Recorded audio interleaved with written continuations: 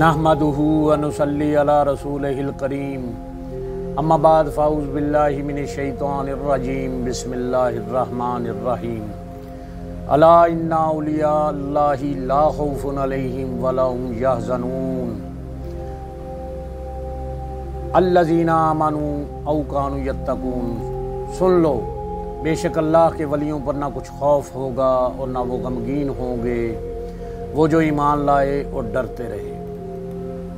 حضرت شیخ اسماعیل بخاری رحمۃ اللہ علیہ آج سے کم و بیش 1050 سال پہلے لاہور کی دھرتی کو جن بزرگان دین اولیاء اللہ نے اپنے فیوز و برکات سے مالا مال کیا، ان میں ایک نام حضرت شیخ اسماعیل بخاری رحمۃ اللہ علیہ کا بھی ہے۔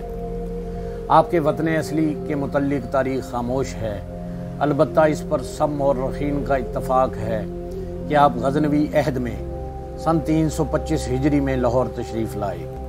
آپ ایک با کمال صاحب جمال بزرگ کامل ہیں۔ آپ کا تعلق سید بخاری گھرانہ سے تھا۔ آپ ایک بلند پایا شیخ طریقت، رہبر شریعت بزرگ تھے۔ شریعت، طریقت اور علوم و معرفت پر آپ کی گہری نظر تھی۔ حضرت شیخ اسماعیل کی مجلس واعظ میں عوام کثرت سے شریک ہوتے تھے۔ شیخ حضرت اسماعیل بخاری بہت بڑے محدث اور مفسر تھے اور قرآن مجید کے حافظ تھے۔ جمعہ کے روز واعظ کرتے تھے۔ ان کی مجلس واعظ میں سامعین کا ہجوم ہوتا تھا اور ہر روز سینکڑوں لوگ حلقہ اسلام میں داخل ہوتے اور اسلام سے مشرف ہوتے تھے۔ آواز اتنی پرکشش اور اچھی تھی کہ جو شخص ایک دفعہ ان کے واعظ میں آتا وہ کلمہ توحید پڑھے بغیر اور اسلام پر ایمان لائے بغیر واپس نہ جا سکتا تھا۔ آپ کے واعظوں میں اتنی تاثیر تھی کہ ہزارہا لوگ مسلمان ہوئے۔ خزینۃ الاصفیاء کی روایات سے ثابت ہے کہ آپ نے لاہور میں سب سے پہلے درس قرآن کے سلسلہ کی بنیاد ڈالی۔ لاہور میں ایک دوسرے شیخ بھی اسی نام کے ہو گزرے ہیں، جن کا نام شیخ حافظ محمد اسماعیل میاں وڈا رحمۃ اللہ علیہ ہے، لیکن ان کا دور بہت بعد کا ہے۔ ان کے درس کا سلسلہ حضرت میاں وڈا کے سلسلہ سے صدیوں پیشتر لاہور میں قائم و دائم رہا ہے۔ حضرت شیخ اسماعیل بخاری رحمۃ اللہ علیہ کا دور اوائل کا دور ہے۔ لاہور میں اس درویش کامل نے 53 برس تک اشاعت اسلام کی خدمات سر انجام دی اور آخر 448 ہجری بمطابق 1056 عیسوی میں مالک حقیقی سے جا ملے۔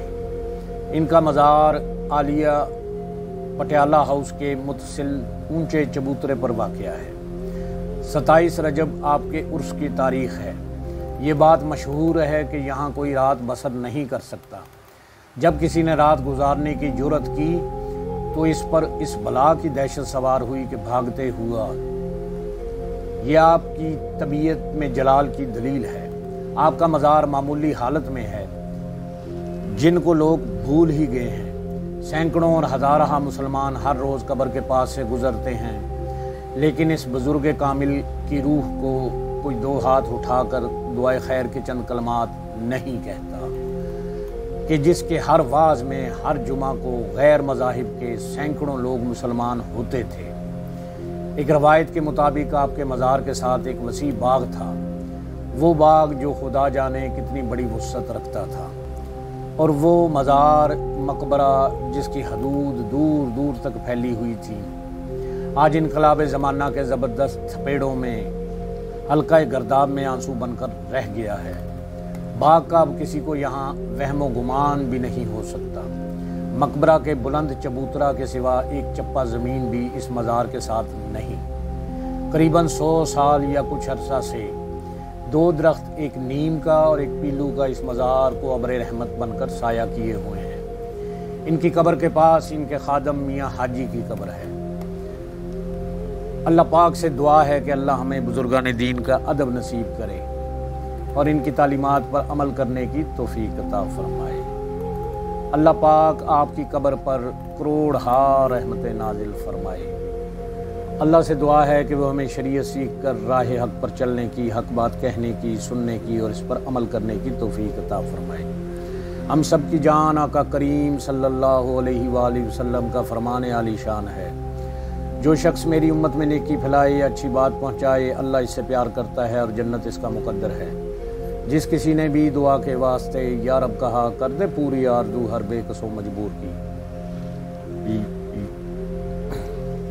یا الہی بحق محمد رسول دعا مجھ گناہگار کی کر قبول، آمین بجاہ نبی الکریم الامین، وآخر دعوانا دعواہم ان الحمدللہ رب العالمین۔